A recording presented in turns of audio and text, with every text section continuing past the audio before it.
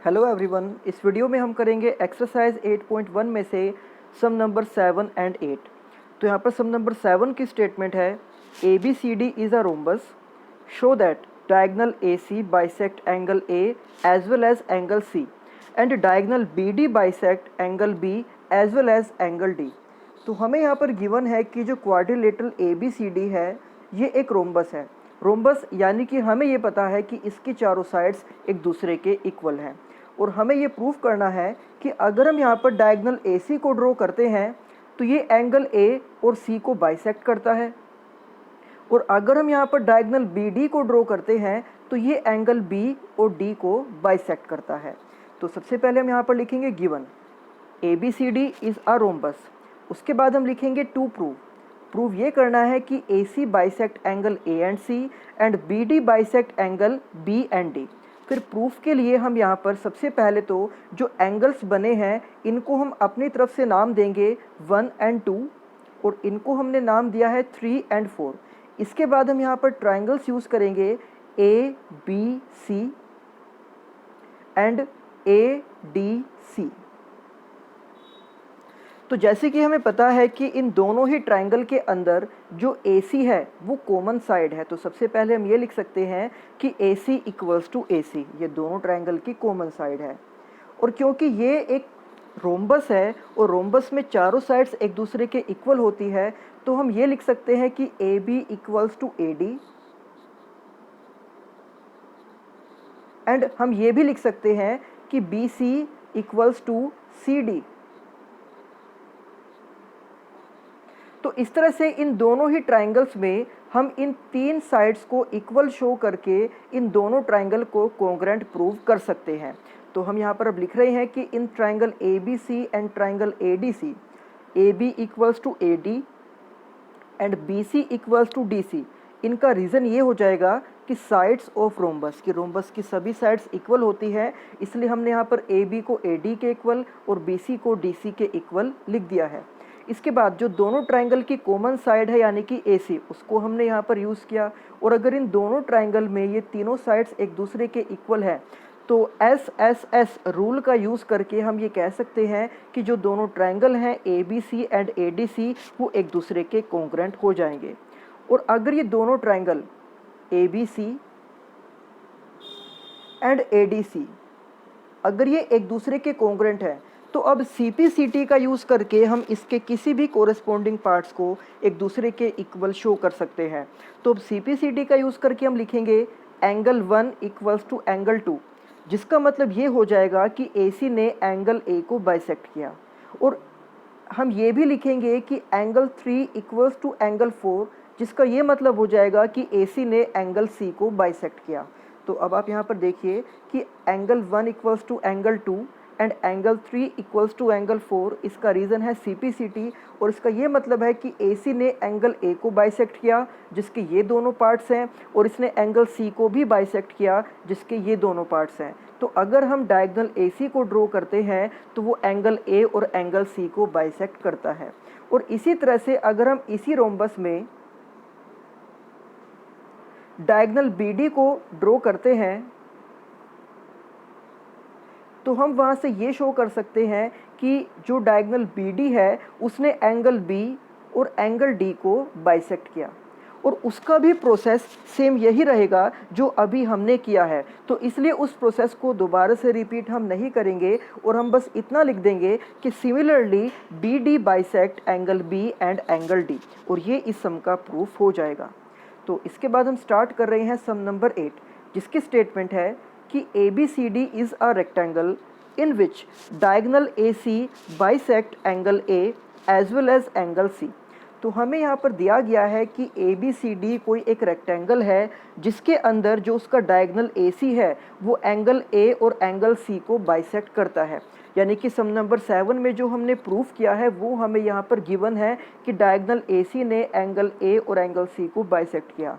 तो हमें ये शो करना है यहाँ पर कि जो ABCD है वो एक स्क्वायर है, और साथ ही हमें ये भी प्रूफ करना है कि जो डायगोनल BD है वो एंगल B और एंगल D को बाइसेक्ट करेगा।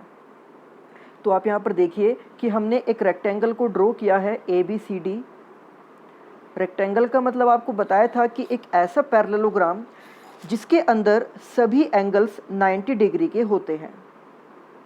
और हमें ये प्रूफ करना है कि ए बी सी डी एक स्क्वायर है।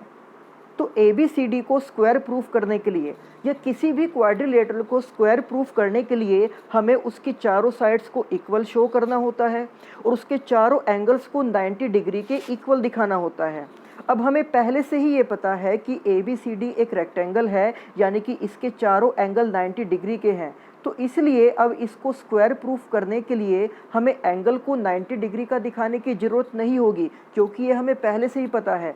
हम बस यहाँ पर इसकी चारों साइड्स को इक्वल शो करेंगे और वहीं से हम ये कह सकते हैं कि ए बी सी डी एक स्क्वायर है।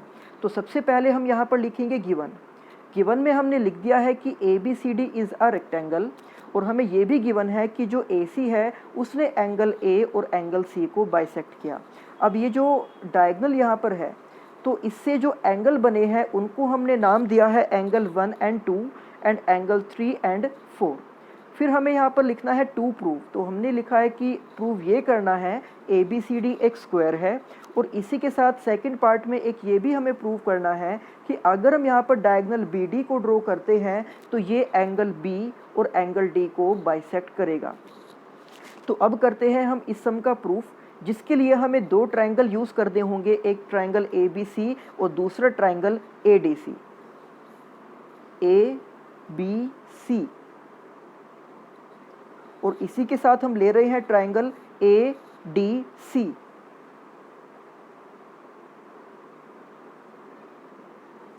तो इन दोनों ट्रायंगल को कॉन्ग्रुएंट दिखाने के लिए हम सबसे पहले ये लिख सकते हैं कि A C equals to A सी, क्योंकि ये दोनों ही ट्रायंगल की कॉमन साइड है। इसके बाद जैसे कि हमें स्टेटमेंट में गिवन है कि ए सी ने एंगल ए को बाइसेक्ट किया, यानी कि एंगल 1 एंगल 2 के इक्वल हो जाएगा, और इसका रीज़न हम लिख सकते हैं कि गिवन। और इसी तरह से हमें यह भी गिवन है कि ए सी ने एंगल सी को भी बाइसेक्ट किया, यानी कि एंगल 3 इक्वल हो जाएगा एंगल 4 के, और इसका भी रीज़न हम यही लिख देंगे गिवन। तो इन दोनों ट्रायंगल में इन तीन पार्ट्स को इक्वल शो करके हम इन दोनों ट्रायंगल्स को कॉन्ग्रुएंट दिखा सकते हैं। तो अब हम यहाँ पर लिख रहे हैं कि in triangle A B C and triangle A D C, angle 1 equals to 2 which is given, angle 3 equals to 4 which is given, and A C equals to A C which is common in both triangle. और अगर ये तीन parts in दोनों triangle के equal हैं तो ये दोनों ही ट्रायंगल एक दूसरे के कॉन्ग्रुएंट हो जाएंगे। और हमने यहाँ पर रूल यूज़ किया है एंगल साइड एंगल। और अगर ये दोनों ट्रायंगल एक दूसरे के कॉन्ग्रुएंट है, A B C and A D C, हमने अभी प्रूफ किया है कि दोनों ट्रायंगल एक दूसरे के कॉन्ग्रुएंट हैं, तो CPCT का यूज़ करके हम इसके किसी भी कोरेस्पोंडिंग पार्ट्स को इक्वल शो कर सकते हैं। हम यहाँ पर दिखाएंगे कि A B equals to A D and B C equals to C D.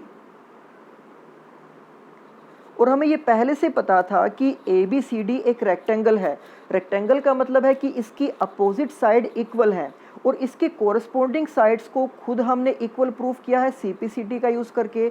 तो इसलिए अब हम यहाँ पर ये लिखेंगे कि A B equals to A D and B C equals to D C by CPCT, then similarly A B B C C D and A D all sides are equal. और अगर इसकी सभी साइड्स एक दूसरे के equal हैं, अगर इस रेक्टेंगल की सभी साइड्स एक दूसरे के इक्वल हैं, और ये हमें पहले से ही पता है कि इसके चारों एंगल 90 डिग्री के हैं, तो हम ये कह सकते हैं कि hence ABCD is a square. इसके बाद इसका जो सेकंड पार्ट है वहाँ पर हमें प्रूफ करना है कि अगर हम डायगोनल BD को ड्रॉ करते हैं तो वो एंगल B और D को बाइसेक्ट करेगा। तो इसके लिए हमने दोबारा से इस डायग्राम को ड्रॉ किया है, और अब इसमें हमने डायगोनल ड्रॉ किया है BD, और यहाँ पर जो एंगल बने हैं उनको खुद हमने अपनी तरफ से नाम दिए हैं 5, 6, 7 एंड 8। तो इसमें हम ट्रायंगल्स यूज़ कर रहे हैं, एक तो A B D, और दूसरा ट्रायंगल हम यूज़ कर रहे हैं C B D। और इन दोनों ट्रायंगल को हम एक दूसरे के कॉन्ग्रुएंट शो करेंगे। तो जैसे कि ये हमें पता चल चुका है फर्स्ट पार्ट में ही कि ABCD एक स्क्वायर है और स्क्वायर की सभी साइड्स एक दूसरे के इक्वल होती हैं, तो हम यहाँ पर अब लिखेंगे AB equals to BC and AD equals to CD।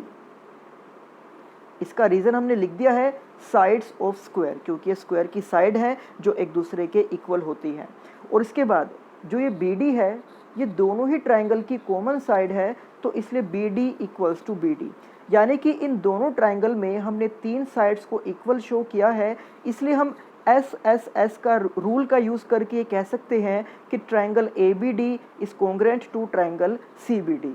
और अगर ये दोनों ट्राइंगल एक दूसरे के कॉन्ग्रुएंट हैं तो अब हम CPCT से इनके किसी भी कोरिस्पोंडिंग पार्ट्स को इक्वल दिखा सकते हैं।